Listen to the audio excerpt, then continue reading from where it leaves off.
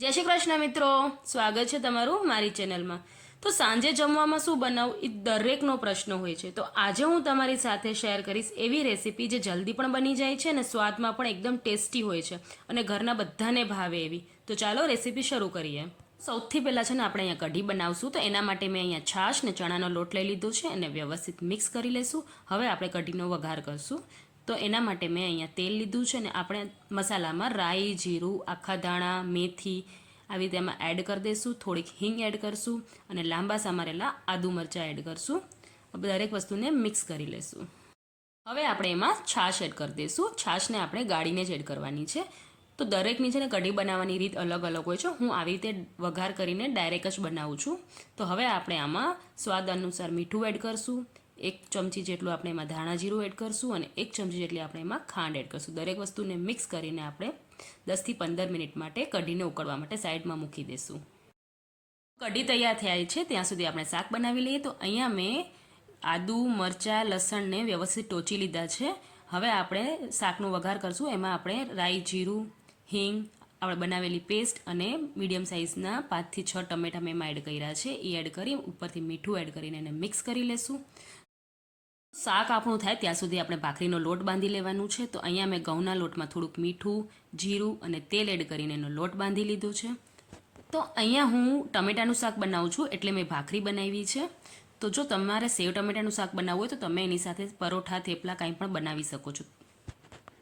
તો ટમેટા આપણે એકદમ ચડી ગયા છે। તો આપણે એમાં બધા મસાલા એડ કરશું। તો મસાલામાં આપણે નોર્મલ જે ઘરના મસાલા હોય એ જ એડ કરવાના છે, જેમ કે ધાણા જીરું, હળદર, મીઠું, મરચું, ગરમ મસાલો આવી રીતે આપણે એડ કરશું। ને જો હવે સાઈડમાં મેં ખીચડી પણ મૂકી દીધી છે અને આપણી કઢી પણ ઓલમોસ્ટ થઈ જ ગઈ છે।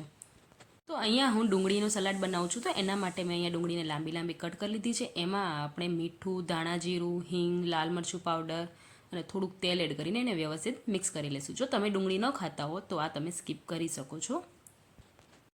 તો અહીંયા આપણી કઢી અને ખીચડી બનીને તૈયાર થઈ ગયા છે। તો કઢીમાં આપણે કોથમીર એડ કરી દઈશું અને શાકમાં આપણે થોડી ખાંડ અને કોથમીર એડ કરીને વ્યવસ્થિત મિક્સ કરી લઈશું।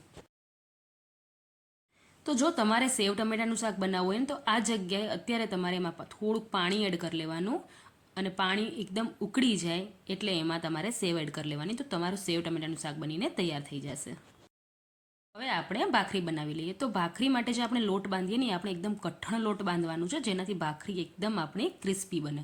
હવે આપણે આવી રીતે એને વણી લેવાની છે, થોડીક જાડી જ રાખવાની છે, પતલી નથી કરવાની। હવે આપણે આવી રીતે એમાં ડિઝાઇન કરી દઈશું તો એનાથી છે ને જોવામાં બહુ સરસ લાગે છે। હવે આપણે તવા ઉપર ભાખરીને શેકી લેવાની છે અને બંને સાઈડ આપણે કપડાની મદદથી દબાવીને વ્યવસ્થિત શેકી લેવાની છે, જેનાથી ભાખરી એકદમ આપણી કડક બિસ્કિટ જેવી શેકાય।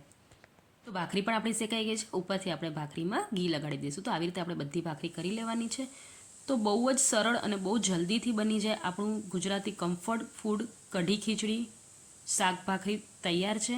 તો આપણે સર્વ કરી લઈએ। તો ગરમા ગરમ ખીચડી ઉપર આપણે થોડું ઘી એડ કરશું, એનાથી ખીચડીનો ટેસ્ટ બહુ સરસ આવે છે। તો મેં પાપડને પહેલાંથી શેકી લીધો હતા અને કાઠિયાવાડી જમવાનું હોય અને છાશ ન હોય એવું તો ચાલે જ નહીં, તો આપણે છાશ પણ એમાં એડ કરી લઈશું। તો એકદમ સરળ અને બહુ જલ્દી બની જાય એવું કાઠિયાવાડી જમવાનું આપણું તૈયાર થઈ ગયું છે। તો તમને મારી આ રેસીપી કેવી લાગી મને કોમેન્ટ કરીને જરૂર જણાવજો અને ચેનલને લાઇક કરવાનું અને સબસ્ક્રાઈબ કરવાનું